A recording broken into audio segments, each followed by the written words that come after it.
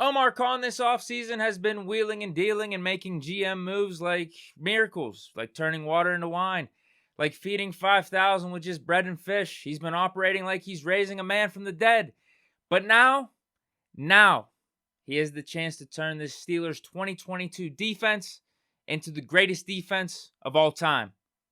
The opportunity is there. It's reported today that top 10 off-ball linebacker in the NFL, Roquan Smith, is requesting a trade from the Chicago Bears. He posted a whole message about it saying that he loved the city of Chicago, wished that he could stay with the Bears, blah, blah, blah, blah.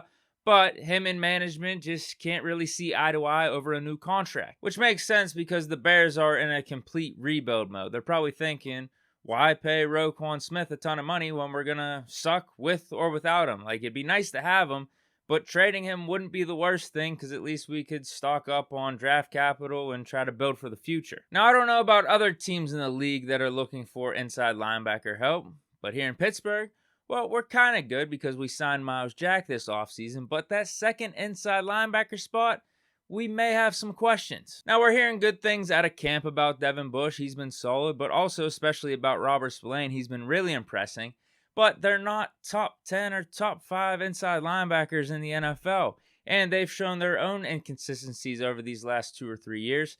So that question mark, if we brought Roquan Smith into the building, would absolutely become an exclamation mark. So I'm thinking, yes, like our defense is already amazing as is. I don't really think we need to add to it. But could you imagine Roquan Smith, Myles Jack as our inside linebacker group?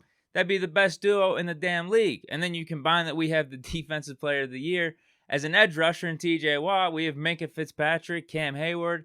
Think of the secondary that we built up this offseason. Also brought in Ogunjobi. I mean, bruh, that would be our defense. That would be our defense. Move over 85 Chicago Bears, we're talking 2022 Pittsburgh Steelers. The question is, obviously, and this is what always happens with trades and signing players, what would it take? Roquan is just 25 right now, and as I said, he's a top 5 to 10 linebacker in the league.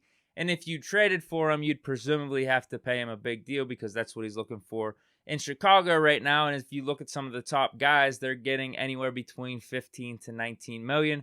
So that's probably his market. So there's that. But next, I was trying to figure out what the Bears might accept. So Khalil Mack this offseason, I get it. He's a different position and he's older, but went for a second to the Chargers.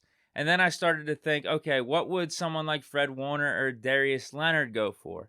You got to think like 2 first-rounders, right? Even though they did get their big deals this offseason. So 2 firsts for them. I would say Roquan Smith is just a notch under them slightly. So would a first-round pick, a player, say Devin Bush, and maybe a third-round pick do it? Or is that too much? Maybe it's a first, Devin Bush, a fourth. But I think that would be the basic like infrastructure of the deal. First-round pick, Devin Bush, and then an additional pick. I don't know what would be considered too much or too little at this point, but I think that's the wheelhouse. For the Bears, you get your draft capital, you get your first-round pick. Also, you get a young linebacker, young talented linebacker to at least replace Roquan while you're in the middle of this rebuild. And you get potentially an additional pick. And then for the Steelers, I mean, I already talked about it, how good our defense could be with Roquan Smith, Myles Jack, and just the rest of the guys out there. It could be absolutely insane. The only other thing to consider for us, though, would be cap space. So I did a rough estimate with a Google search online. It looks like we have around $9 million. But if you trade Devin Bush in this deal, that would free up $6 million. Obviously, then we'd have to pay Roquan Smith, but that 9 plus 6 is around the $15 million he's looking for. Now, that doesn't really leave us much wiggle room down the line, at least for this season, in case we need something. But I have no doubt Omar Khan would somehow be able to make it work where we could have the best of both worlds. I'd be more concerned about the length of the deal and if it could eat into our potential of re-signing guys like Najee Harris, Freiermuth, an additional receiver, some of the other young guys on defense. But if it's only like a 2 or 3 year deal, we talked about this with Deontay's contract, you're going to have a window where you have a quarterback on a pretty cheap deal, so you could be able to make this work somehow, some way. You got $20 million in dead cap that's coming off the books next year. So, I mean, if we really wanted it to happen, it can happen. The only question left is, will Omar make the move?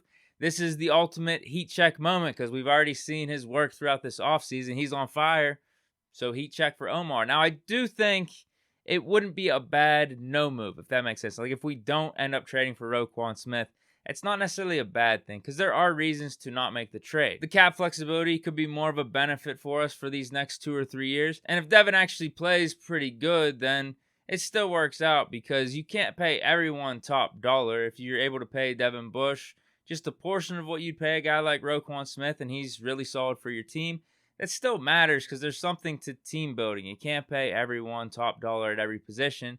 And having Devin Bush on your roster who's been here playing good really doesn't hurt you. So, yeah, I would love to make the move. I just don't know if it's that feasible. The infrastructure is definitely there. But let me know what you guys think in the comments. That's it for Big Deke News. I hope you guys enjoyed. Stay chilling. Peace.